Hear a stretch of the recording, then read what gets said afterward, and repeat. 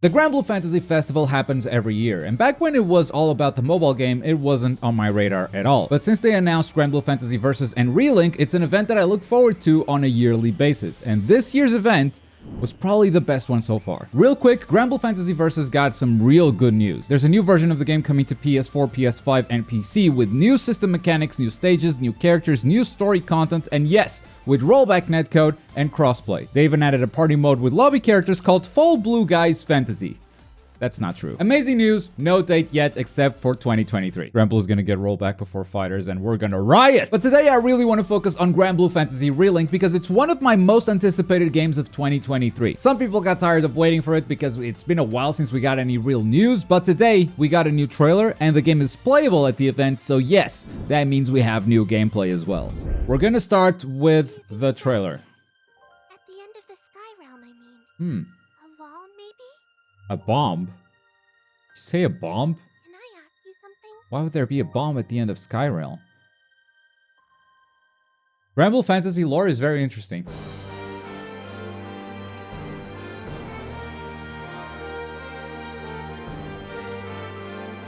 Project Relink Team.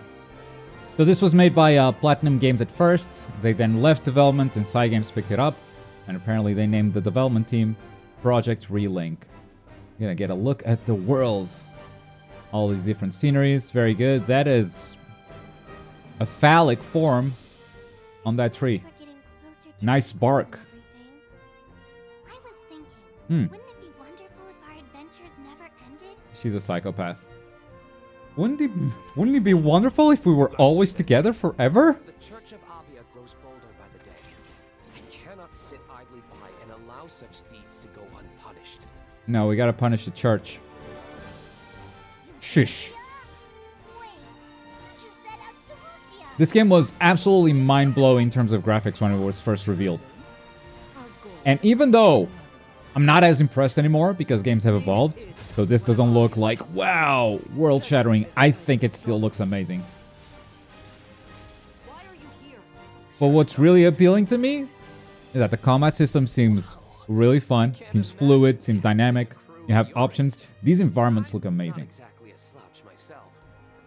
Make it worth my while, Sky. And the boss fights also look interesting from what they've shown so far. Clear a path. We'll see if we get any during the gameplay or the trailer.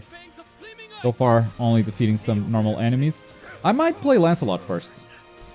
There's Percy, there's this guy. It's wonderful how my knowledge of Granblue Fantasy comes down to the first season of DLC and Versus. That's it. That's all the characters I know.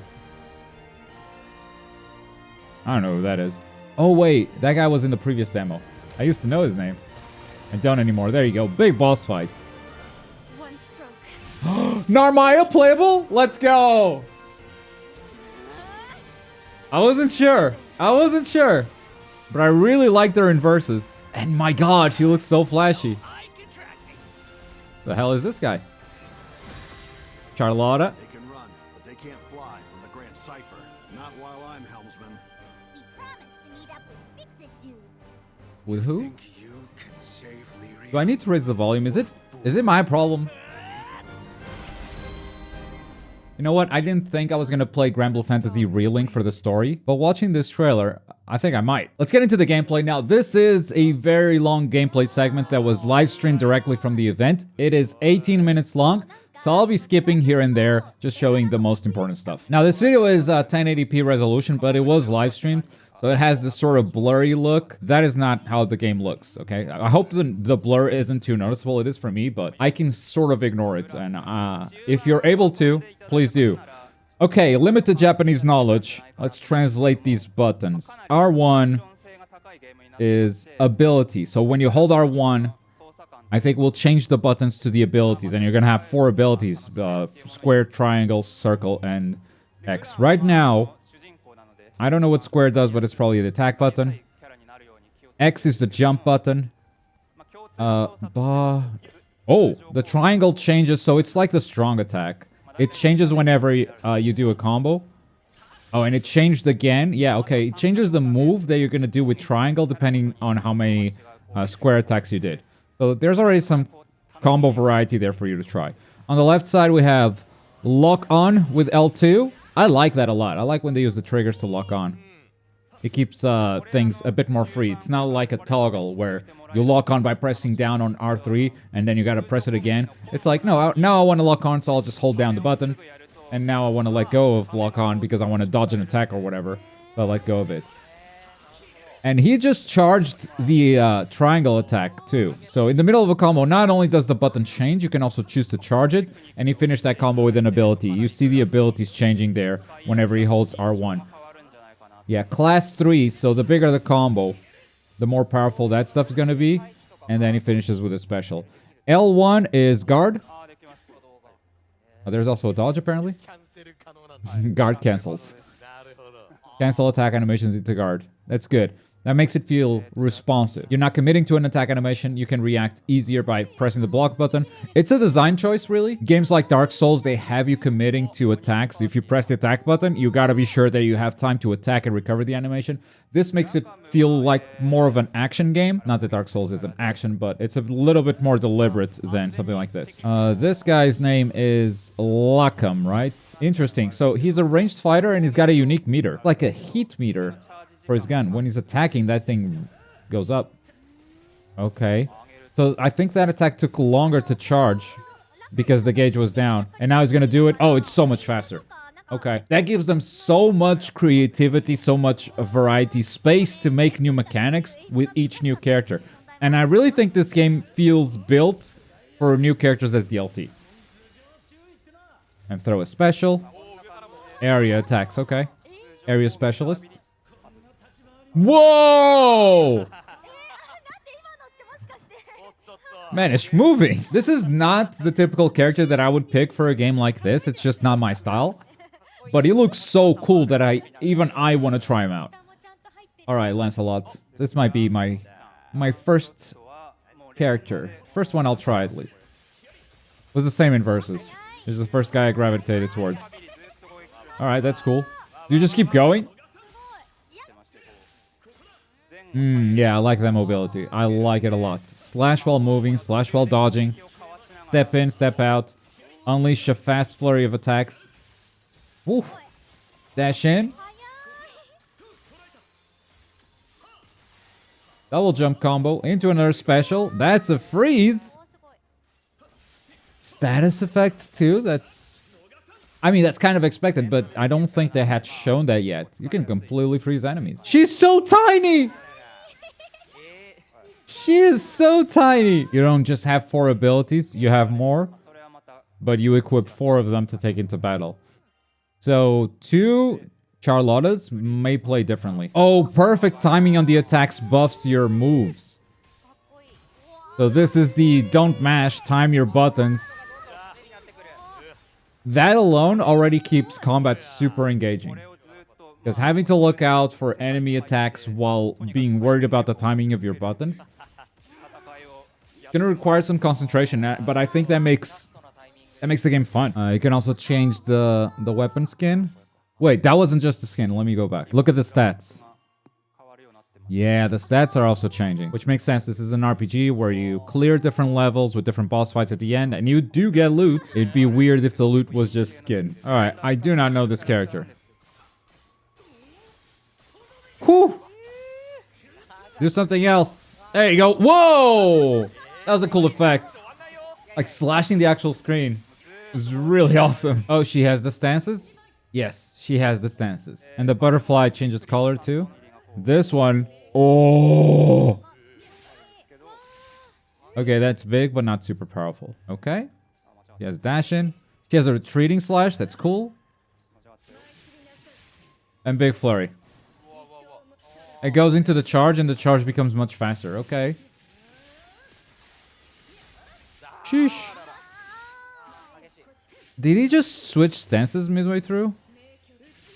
I think the butterfly changed color. But maybe not. Maybe this is all the one stance. Yeah, no, this is all the one stance. Retreating slash. Boom! Oh my god, that has so much reach. Okay, she changed stance now. Definitely. See what I mean? They're making each character really, really unique. And it makes me want to play as all of them. Right, I read this. There's an assist mode which is a mode for beginners, where you just do combos with one button, and there's another which is like super assist mode, where all you have to do is move the character with the left thumbstick, and the character does everything by itself. Having that option is great. I hope that doesn't really affect the difficulty of the game itself. I hope it does get challenging at some point, and that just having the game on auto won't clear it for you. Okay. So this is the auto mode. He's only touching the stick. He's only moving the character. The attacks are all automatic. Still, you could do this with the actual buttons. So in a way, you're seeing the game, and you're seeing some cool Charlotta gameplay. She's missing all the attacks. Oh, Goblin Warrior. Boss fight. Let's do it. Enemy design looks incredible. Sceneries look fantastic. Combat looks stylish as hell. Let me see some boss systems here. I can't see anything. Okay, that's actually my first complaint. My first real complaint is I can't see anything. Maybe it's the blurry stream, but I also think there's so many particle effects because you're a team of 4 and everyone is slashing stuff. Might be hard to see some boss attacks. Finish that last mob and you can focus on the boss. Boss goes into overdrive. That sounds dangerous. Whoa! Whoa! Yeah, okay, you gotta dodge that. What? Oh, assist mode just dodges attacks automatically? Come on, that's the one thing! That's the one thing you had them do, is move the stick. And now, during the stun, this is your damage phase. Spend all of your skills. Everyone has an ultimate too, right? If I recall correctly. If everyone... Yeah, we're in Link time right now. If everyone throws their ultimates, there's like a chain combo that happens. And then they all unleash a special at the end together. But they didn't need it for this fight. Seems like a very early game boss.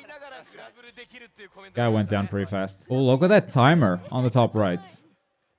The timer for the mission. So like this mission is 5 minutes long and you have 3 objectives. That's kind of cool. I hope there are like some bigger missions that you can tackle with friends. But for matchmaking, having a 5-minute mission, maybe 6 or 7 minutes, I didn't notice the timer at the start, is a really good time to just jump in, do a game, jump out if you need to. Or jump in, do a game. My party sucks. I want out of here. You don't have to suffer for an eternity with that party. You can jump out, go back into matchmaking, and try again. Griffin Frozen. Man, I'm so playing Lancelot. Actually, Narmaya, though. Okay, here's an ultimate. Boom! Okay, Lancelot doing it too. Lancelot gets the cinematic camera, but the rest just gets to see what is happening from their normal view. And Narmaya, special. Okay, you guys did the 4th chain, full chain, bigger attack. Go into the break phase, and now unleash all of your specials.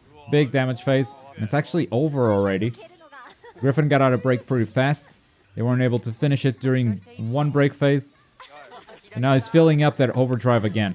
He might get it. He might get a second overdrive. He's going to go into overdrive and die. Which one was going to happen first was the total coin flip. Oh, I guess that's it. The one thing I definitely expected to see during this festival for Relink was a release date. And that unfortunately did not happen. But they did confirm that once again, the game is still due out in 2023. So at least there's that. 100% one of my most anticipated games of 2023. Looks amazing, for real. I cannot wait to try it out myself. Hopefully the assist mode doesn't mean that the game will be too easy, because I do like my challenge in video games. For instance, this boss fight in Dragon Ball Z Kakarot, the Bardock DLC, was ridiculous. But I really enjoyed playing through it, and I hope you guys enjoy watching it as well. Bye!